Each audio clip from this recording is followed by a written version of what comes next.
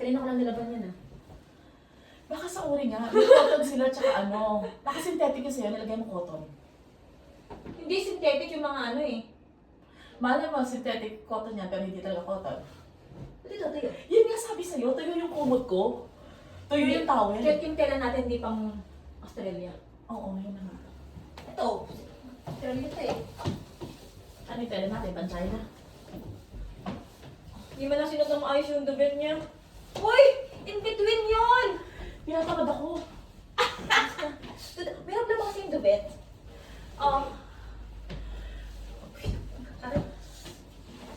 Ano dito yung mahirap laban? Ito!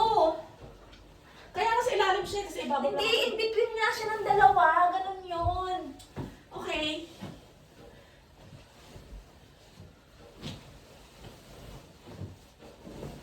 Wait. Dito sa wait. Okay, let's go. Pero ganyan din naman tayo eh. Pero, ayaw ko na. Tingnan mo. Nagtugma naman pero... Actually, okay pa nga to kasi hindi siya sinusuot. Hindi pa kasi man eh. Kailangan Yung packet. Yung dati ko packet eh.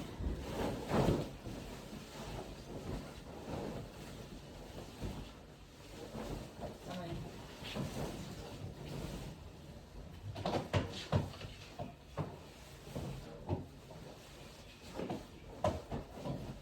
Parang pag gano'n, may design. Okay, sakit.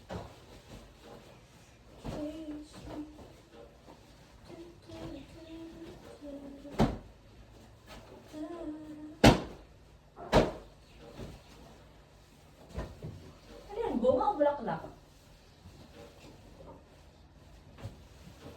Hindi ko alam. Huwag mo matanongin. Pink eh. At baka... bunga na Dark bulaklak. pink. Ang tanong, kung edible or poisonous. Bunga siya, Chok. Bilog eh. Hindi kasi yun parang nakabukas yun eh. Yun sa likod. Kaya mo. O, di ba? Parang bulaklak bigla. Pero hindi, sobrang hard nitong nasa unahan para maging... That's true din. Baka bulaklak niya red. Bunga niya red din. Kinagit talaga ng whatever. Kasi buo naman dito sa baba ko. Ah, tama. Tapos hindi niya nagustuhan.